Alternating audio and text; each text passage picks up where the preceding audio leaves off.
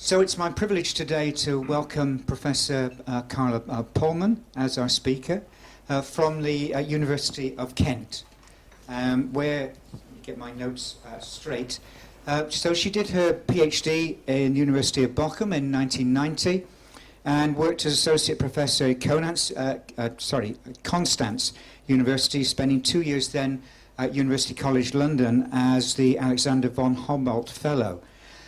She subsequently became a lecturer and professor of classics at St Andrews, and then moved a couple of years ago to the University of Kent, where she's professor of classics, head of the Department of Classical and Archaeological Studies, and deputy dean.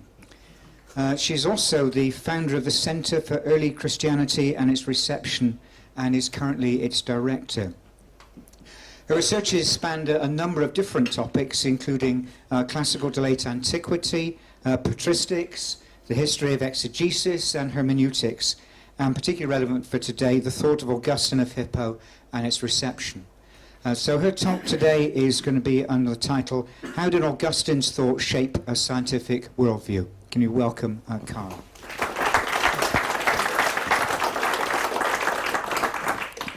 Yes, thank you very much indeed. It's a great pleasure for me and a great honor to be invited here to speak at the Faraday Institute. And I can only emphasize that this is very, very important work you are doing here. Is everybody able to understand me? You don't have to see me necessarily, but maybe, and also have access to the PowerPoint. Now, first of all, maybe a disclaimer. I knew this somehow question was a mistake in my title. I'm not going to answer the question that is ostensibly my lecture in a causal or deterministic way. So I will not be interested for the most part in reception issues, i.e. I will not ask how Augustine's thought can be demonstrated to have had a direct impact on scientific thinking. I think that would be very difficult and would make it a very technical investigation. Instead, I will focus on a few of Augustine's ideas that could be of relevance to a scientific worldview. Or to put it more generally, what can we gain from Augustine's thinking for a more differentiated grasp of the limits, nature, and function of a scientific worldview. And I'm going to do something very suicidal, I think, in this eminent audience. What is a scientific worldview? Now, it is based on the assumption that the universe or reality is evidence of its own nature. It is based on the systematic investigation and organization of aspects of reality accessible to our senses. And those who know Augustine know this is all dynamite. Yeah?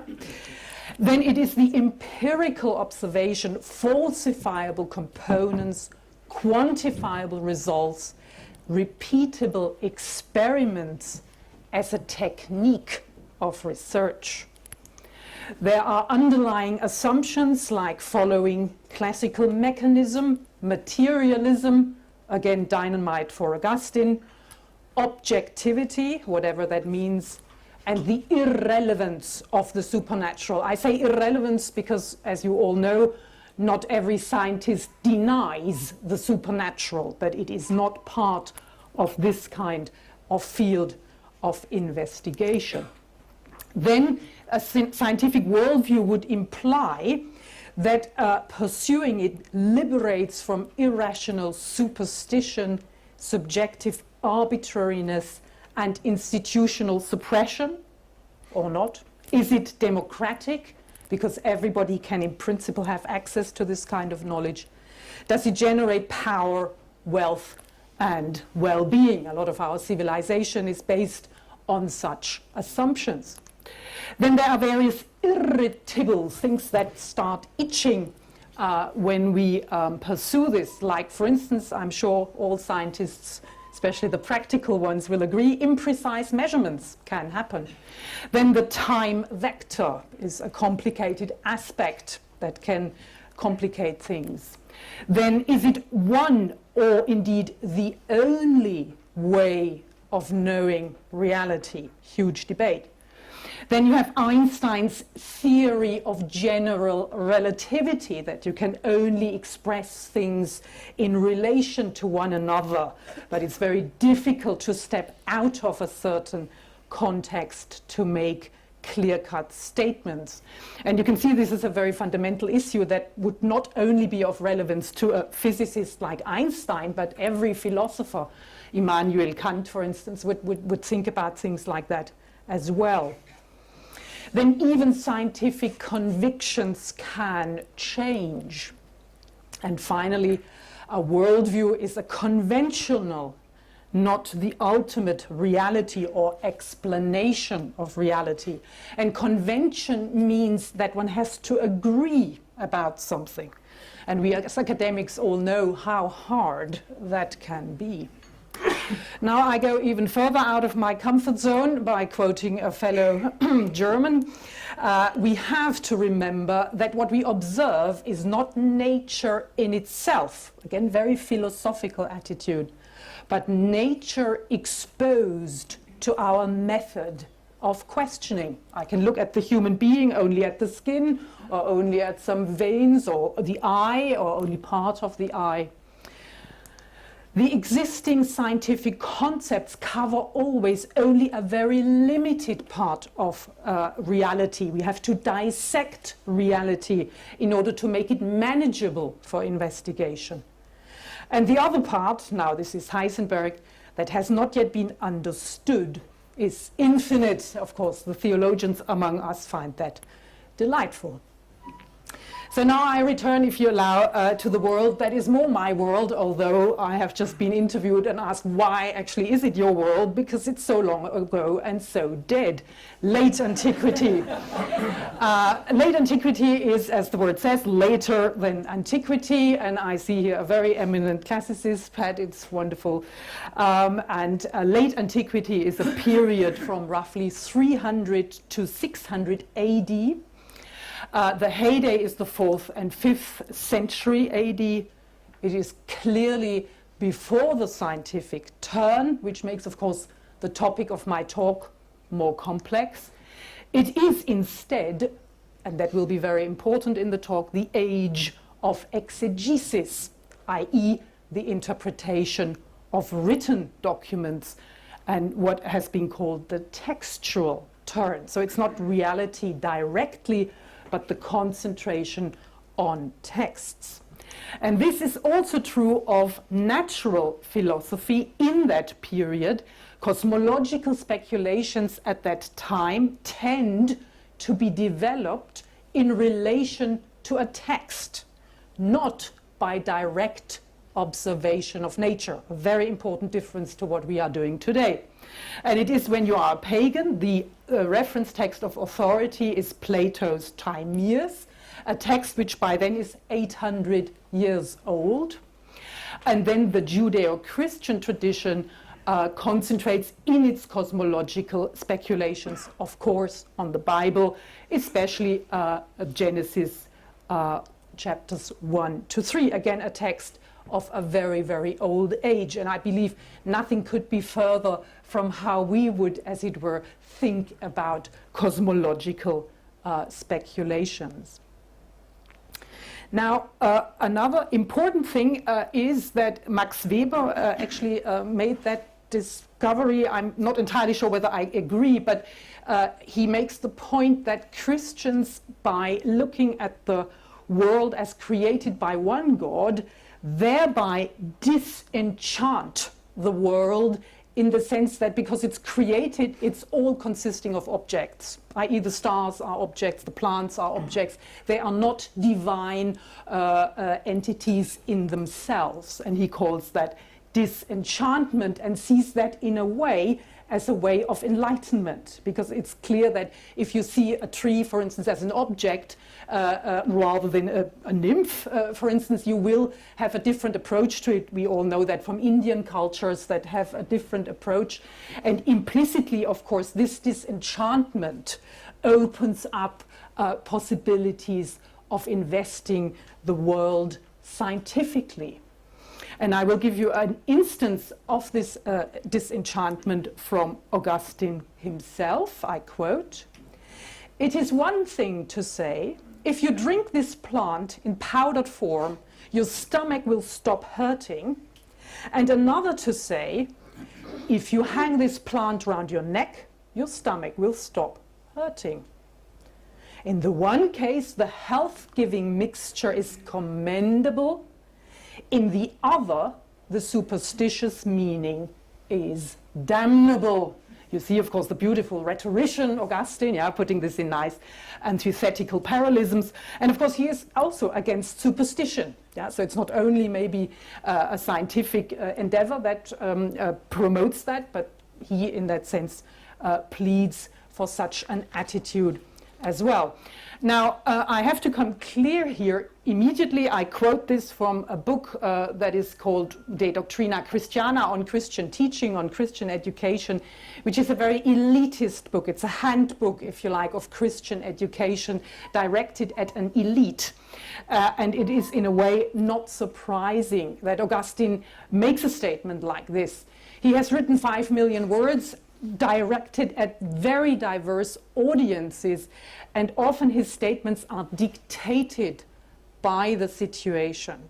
So you will certainly find statements in other parts of his work that will sound a bit less enlightened than this. And that makes Augustine, again, a very complex figure. Very briefly, to remind ourselves, Augustine of Hippo lived in the 4th, 5th century, mostly in Romanized North Africa. He has a classical pagan background. You could call him a converted classicist. And he spent most of his life as a priest and bishop fighting heresies. So again, the situation in which he writes is very much dictated by fighting opponents. He is very rhetoricized, often polemical, rather than interesting in building an overarching system of thought, let's say like Wittgenstein or so. And his main opponents were the Manichees that favored a cosmological dualism, so he writes against that. Then the Donatists, who believed that the true church was only in North Africa and nowhere else on the world. And the Pelagians that had an optimistic anthropology and believed if you only worked hard enough, thought hard enough, were good enough, you could get yourself into the close neighborhood of God, luckily with the help of Jesus Christ. Yeah? And against all these things, Augustine writes and thereby activates different arguments at different times.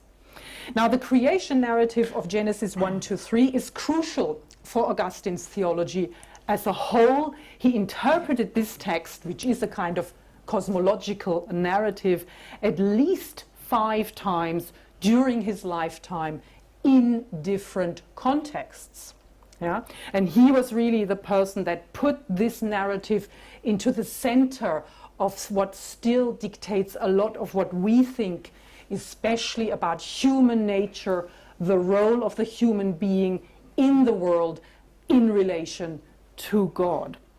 And again, I mentioned he interpreted this text at least 5 times during his lifetime in different contexts, thereby partly saying things that contradict each other, I'm afraid. Now, here a little picture of his, which is from a fresco from the 8th century. He's in the middle, and I show it to you because it's not very realistic, I assume, but you see him having a book. Here, this is Jerome, this is Gregory, so you have here 3 of the great 4 church fathers, and all of them having the book. So again, the book continues to be the authority people link their thinking to, rather than nature or anything else. What is also very interesting are the gestures they are making. Something in later ages would be a gesture of blessing, but at that time it would be still a rhetorical gesture of speaking with authority, a gesture that goes back to antiquity. So again, you can see if what I call converted classicists, that certain motifs that we very strongly link with Christianity come from an even older tradition and then had the capability of changing their meaning.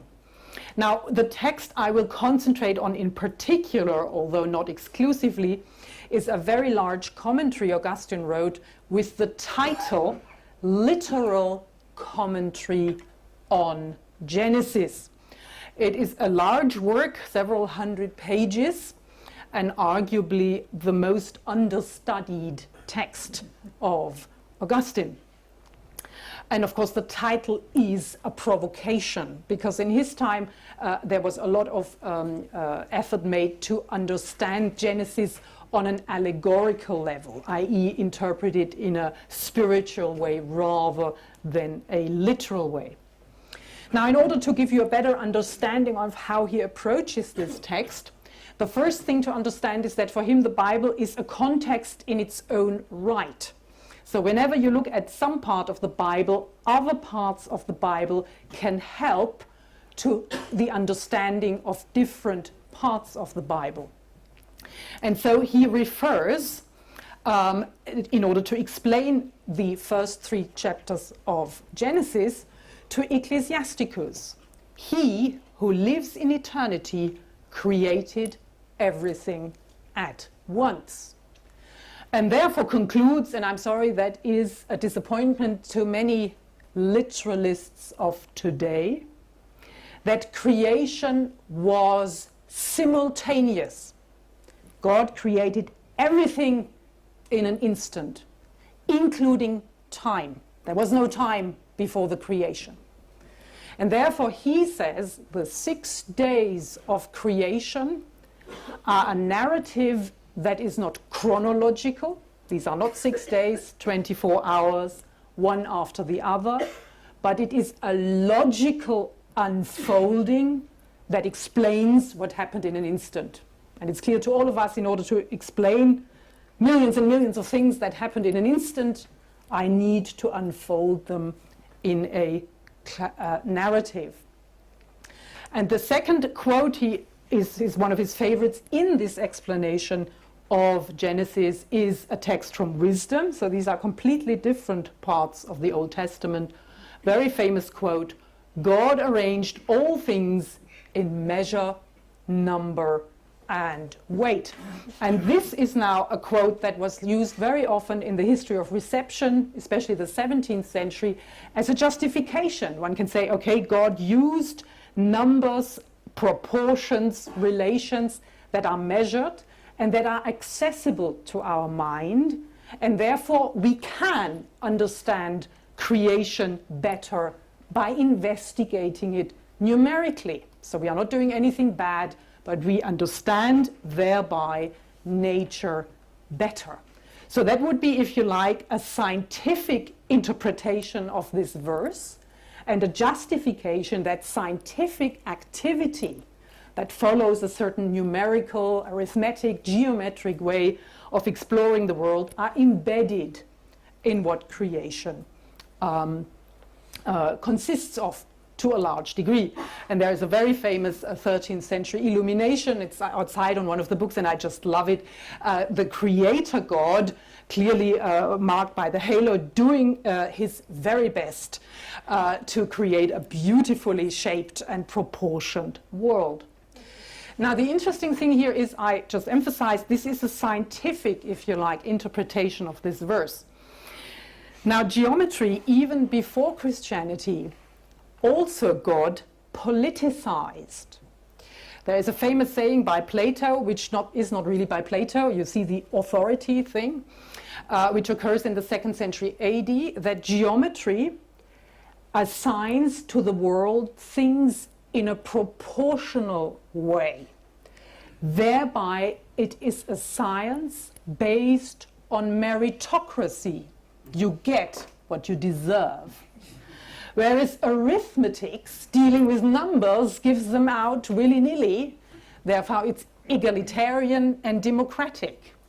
And the writer of the 2nd century AD clearly doesn't like that. And he says, no, God is a geometer, not an arithmetist. So you see that a seemingly innocent statement like God does geometry can serve to explain a scientific explanation of the world, but it can also serve to make moralistic statements. Yeah? And I think that is really where this science-faith debate we get to its core. Now, a few more of Augustine's favorite cosmological verses, and you will be pleased to hear he, of course, also concentrates on Genesis in his literal commentary. And of course, there are problems with the text. He is aware of this. Augustine did not know Hebrew and very bad Greek, and the translations vary. Jerome, the great trilingual scholar at the time, was busy working on this, and Augustine knew this. So that, of course, makes interpretation also a bit problematic once the text starts moving around. But God finished on the 6th or 7th day his works which he had made. And God rested on the 7th day from all his works he had made. So this is for our literalist friends. Okay, creation happened, boom, that's it, nothing must change anymore. Unfortunately, Augustine finds in John 5:17 a saying by Jesus Christ, "My Father is working until now, and I myself am working." And this is something which already early Christianity perceived potential tensions within this whole body of what they accepted as authoritative scripture, and say, what do you do with this? Has he now stopped on the 7th day, or is he still going on? And Augustine then, interestingly, in trying to solve this, uses a pagan philosophical concept. As he doesn't shy away from integrating pagan learning in order to make the Bible better understood. And it's a concept from the Stoics, which is called the seminal principles, which in Stoicism are materialistic, and that doesn't bother him. But he says God created all beings with seminal principles in them that are created at the beginning, but will evolve only at a later stage. So he is aware of and allows for evolutionary processes in creation. But of course, his overarching worldview would be still that of a governing creator God. But he allows for evolutionary processes because he allows his interpretation of the Bible to open itself up for pagan philosophical principles to be used to explain the Bible. Now, Augustine was not interested in certain cosmological speculations per se. Yes, in that sense, we can never call him the father of cosmology. He is not even interested in cosmic aspects of salvation history. He doesn't believe that the cosmos will be in any way perfected in its own right. And a core passage in this context is Romans 8, where Paul says the entire creation is groaning and hoping that the Creator God will relieve it, redeem it from the curse of the fall. And Augustine is very strict, very clear that the word creatura in the Latin used here does not refer to the entire creation, does not refer to the cosmos, but only to human beings.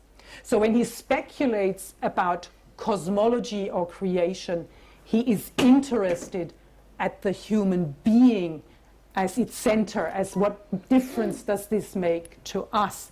And some scholars therefore have coined the term anthropocosmology, i.e. a cosmology that has the anthropos, the human being, really as the guiding interest. And he is not alone in this. There are other early Christian thinkers that did the same.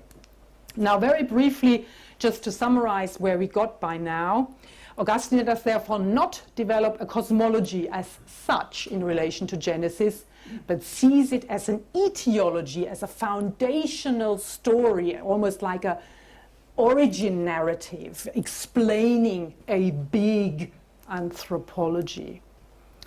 And then, of course, even at his time, the text of Genesis as today was an issue of interpretation controversies. How do we have to understand it? Literal, spiritual, allegorical, moral, or a mixture of all these things? And in order to cope with these tensions in his own time, he didn't just say, stop, those three things are allowed and that's not allowed, but he reflects on what we call hermeneutical issues, i.e. he lifts the reflection up to a reflection on methodology. What is the nature of the text? What are the rules I employ? What are the answers I want to get? And I have to come clear here. You mentioned that I'm interested in hermeneutics, and for me hermeneutics is the solution to all world problems because I believe we simply have to step back all the time and ask ourselves, what do we really want when we do what we want? And Augustine for me is one of the masters in doing this. Then the vanishing point of Augustine's interpretation of Genesis is indeed the exploration of human nature, big anthropology. So cosmology, anthropological nature, ethics, and salvation through divine providence are intertwined. Yeah? So this has nothing to do with a scientific exploration at all. Then Augustine favors a monistic worldview. Yeah? So it's not a dualism between matter and spirit or good and evil. And therefore, evil is explained as the absence of good and as having no substance. And he develops this idea in connection with his speculations about the universe. He states, as of course Christianity generally does, the created world has a beginning and an end. He accepts evolutionary developments in nature even after the beginning of the world by using the pagan category of the seminal principles, the rationes seminales. But he doesn't adopt the worldview from which he took that concept, but he has a stable metaphysics, which of course includes a creator God and his providence. So to conclude, for Augustine, anthropology and eschatology, i.e. the conviction that the world will also come to an end, stand in a tension. Yeah, he sees there are lots of problems, and the question of evil in this world and punishment and seeming injustices form the drama of human existence. But for him, the universe, the cosmos, history, culture, etc., play only an accidental or contingent part in this. So we are here now seemingly, or indeed factually, very far away from anything one would call a scientific view of the world, but it's very important to understand this overarching context of Augustine's thinking, because one of the things that we have as a problem with Augustine, he wrote a lot. So what do? You pick out individual quotes and quote them out of context. And one such favorite quote, which I'm sure many of you have heard, is again from the literal commentary on Genesis: "For the authority of the Bible is greater than the entire capacity of human genius."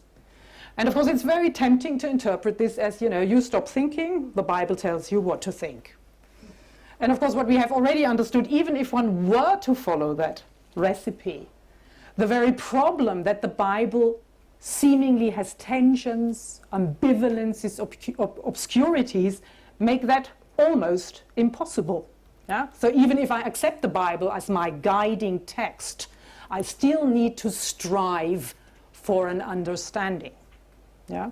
And of course, the wider context of this very quotation makes it clear, A, that cannot be done. The Bible needs an interpretative effort to unlock its sense potential. But secondly, the Bible, as divinely inspired, has a sense potential that is unfathomable. So it is not in that sense dictating, but you could also argue it's liberating, because there are so many sense potentials in it. Yeah? And no one will ever be able to claim that his or her human genius can grasp it. Yeah? So you can use this very quote to two completely opposite purposes, or for two completely opposite purposes. And that's very much Augustine. That's very much Augustine. There's another lovely quote, which is very popular in the science faith debate, because it shows you a complex, sophisticated, and what I would call liberal Augustine.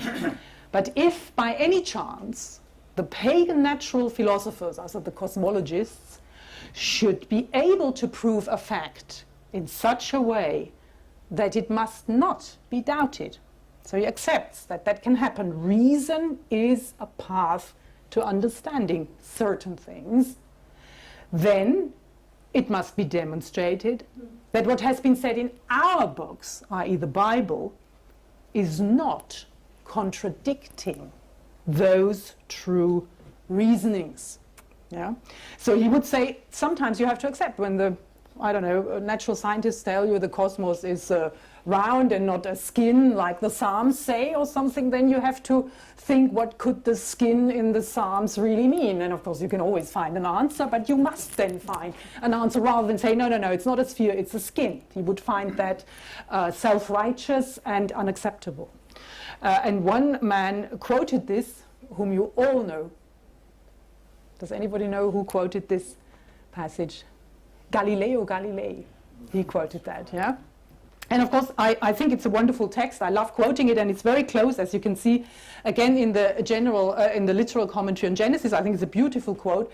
But you will see, as the Dutch would say, a small poisonous snake lurking in the grass. Because I'm unhappy to say, of course, sometimes the natural philosophers themselves change their mind.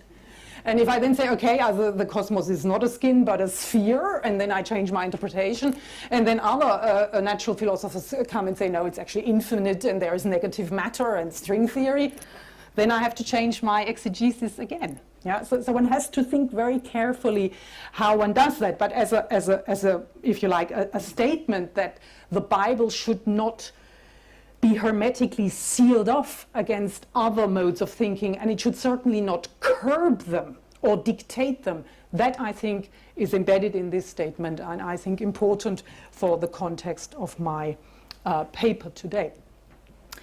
Then Augustine has some interesting things to say about scientific knowledge, or the desire to learn, to explore the world around us, versus what he calls curiosity. And curiosity is simply bad. He doesn't like curiosity at all.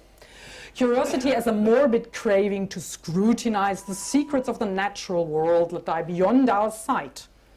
Knowledge of these is of no profit, yet people want to know them simply for the sake of knowing.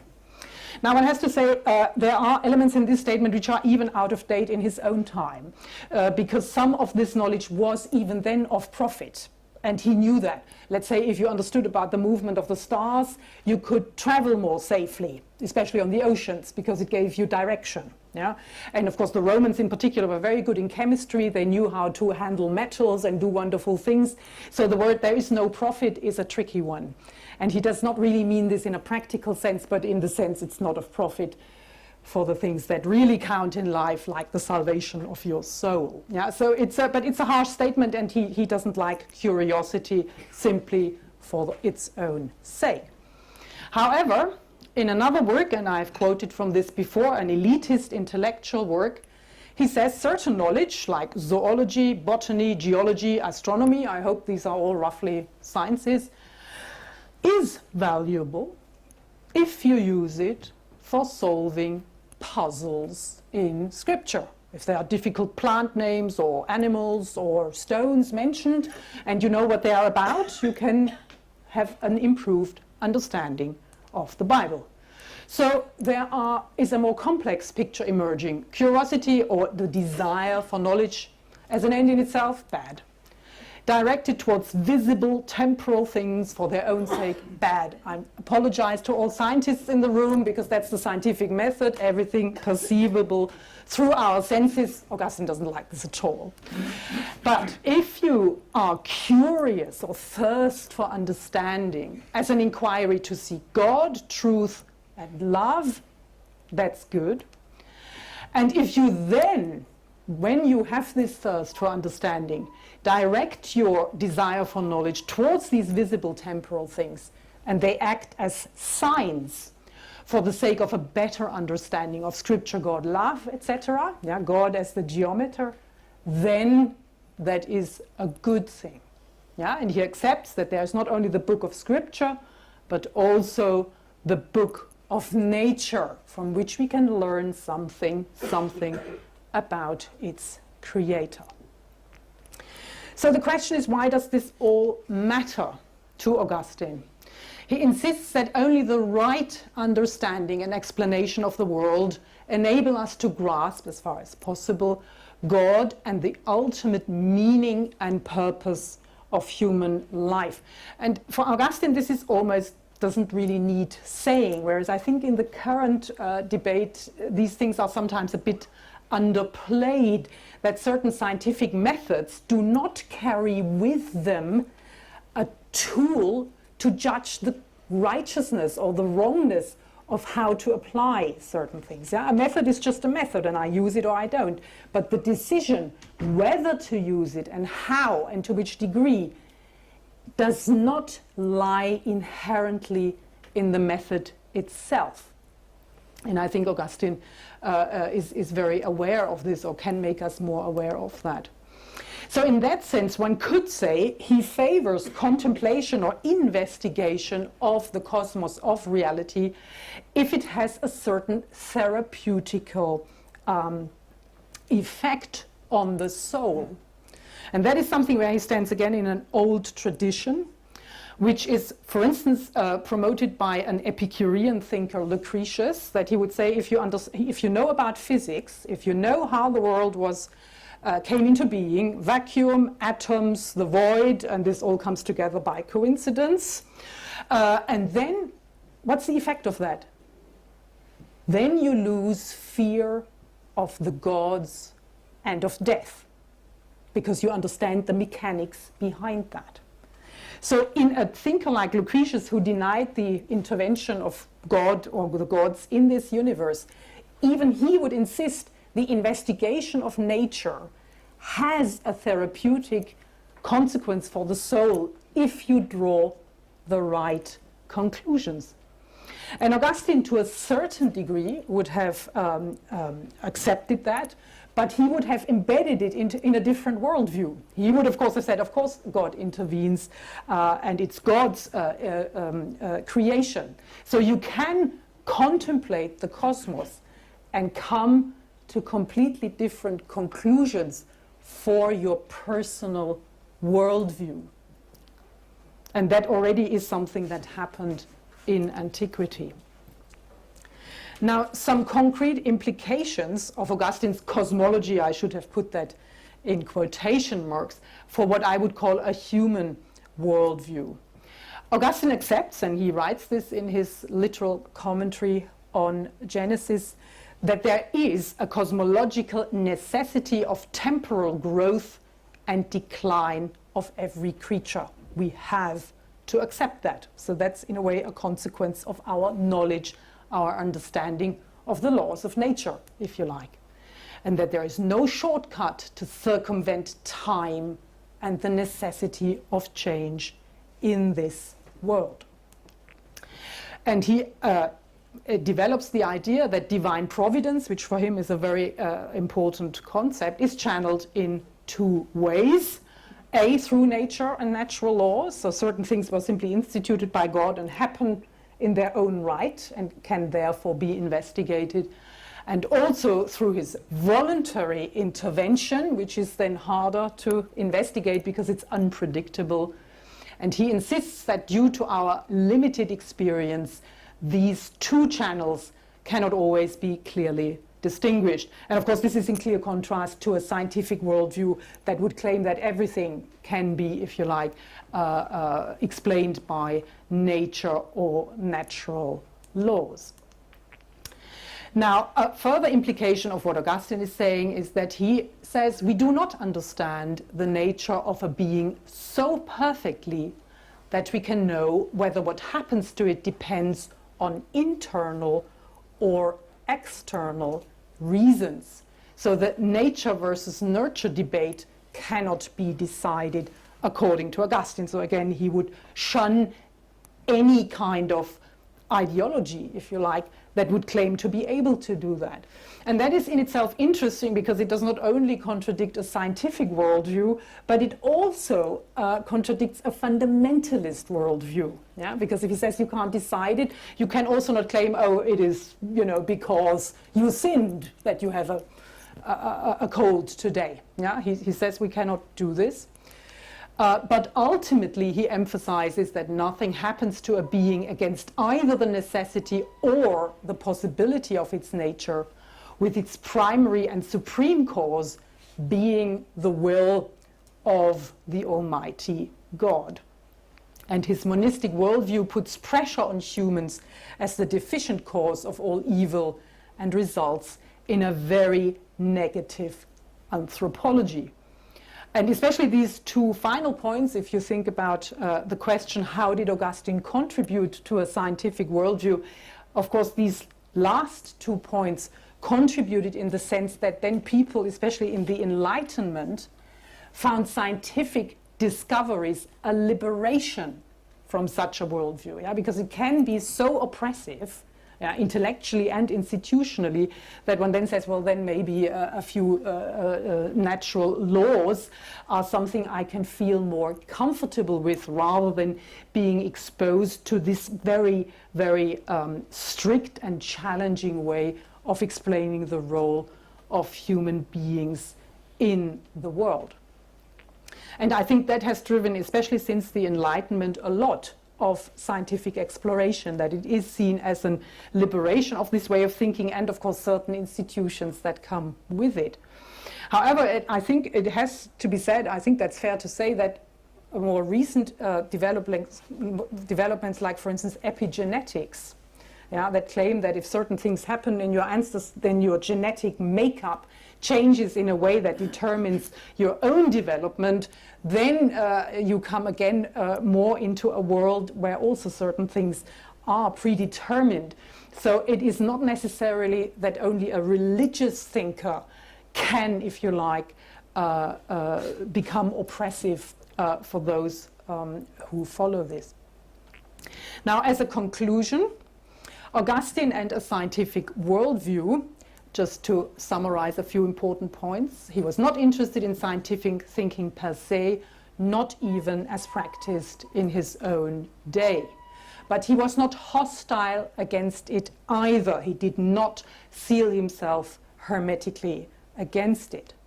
He saw scientific thinking embedded in a wider God-governed reality and salvific plan, and as having the potential, like all other earthly things, to point towards God. Science should not be pursued for its own sake, but scientific knowledge can be useful for an improved understanding of the Bible. And by partly disenchanting the world and by applying general theoretical rigor to thought processes, he compartmentalized rather than antagonized scientific thought. So he acknowledged to a degree, or promotes a complementarity of science and faith rather than mutual either or. So he did not promote a total Christian monopolization of knowledge, but rather the respect for reason, and, it has to be said, a hierarchy of knowledge and the finalization of knowledge towards human salvation through God.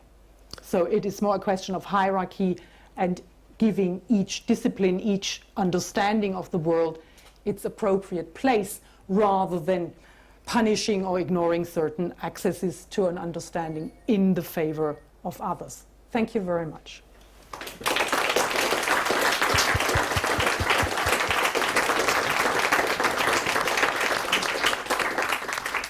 Thank you very much. That set us off very nicely at the start of term. Very clear presentation. You've left a few moments for questions, so the microphone will come round. Wait for it to come to you before you ask your question, and make sure you keep your questions short. That way we'll get plenty in. Who would like to kick off?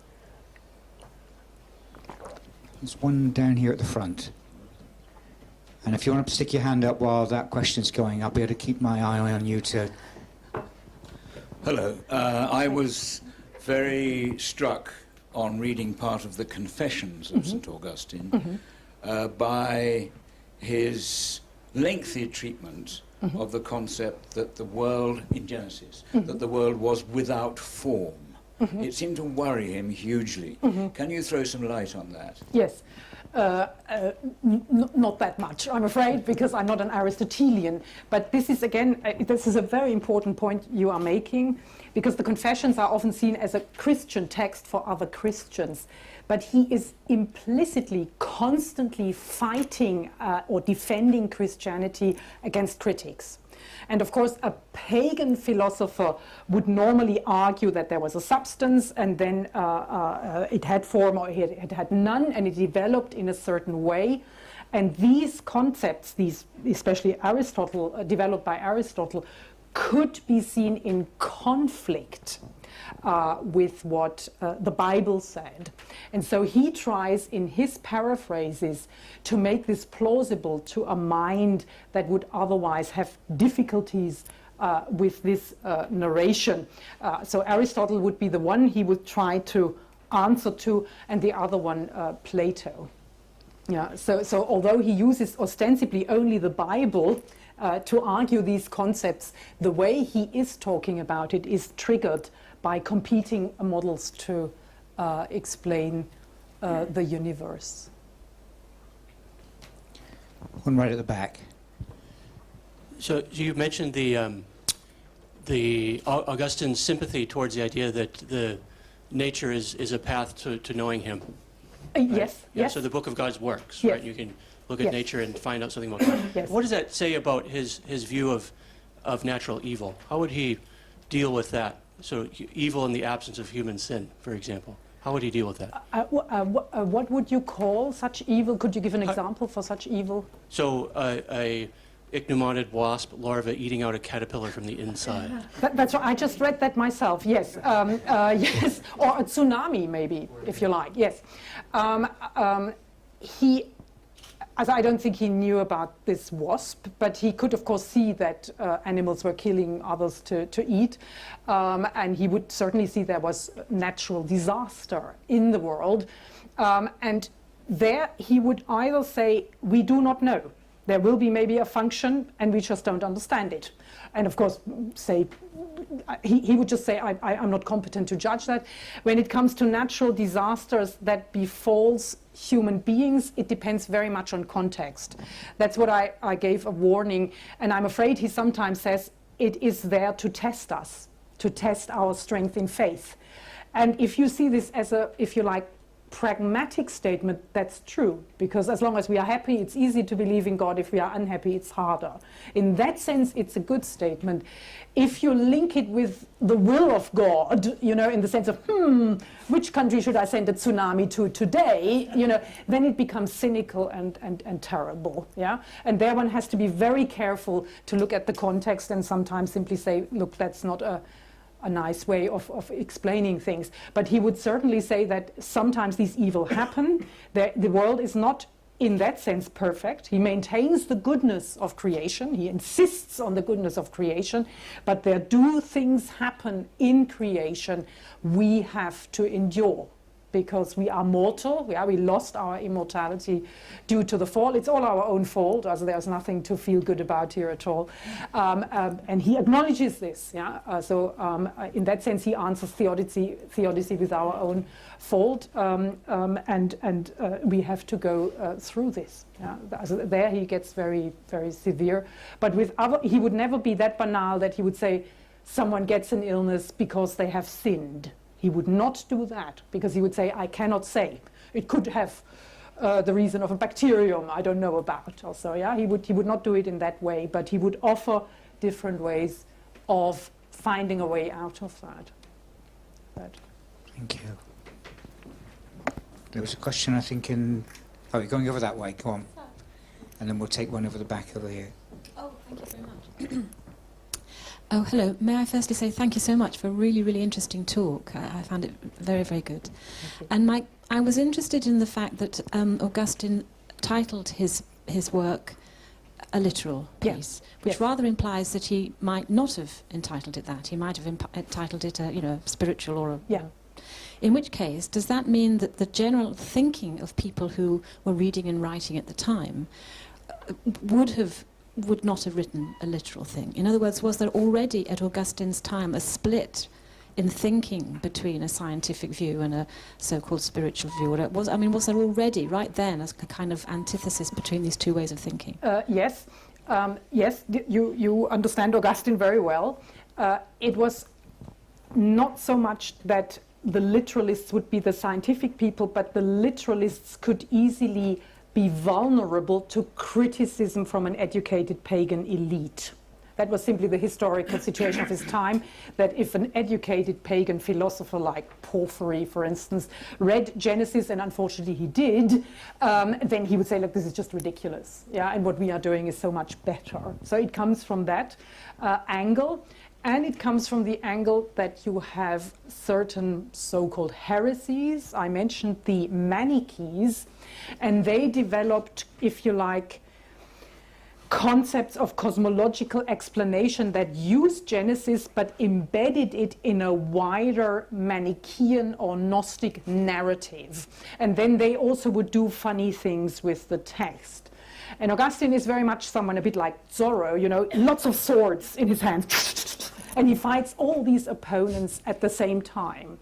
And he uses the word literal in that sense as a provocation, because he would insist, I take care of the text. I have respect for the text as it is.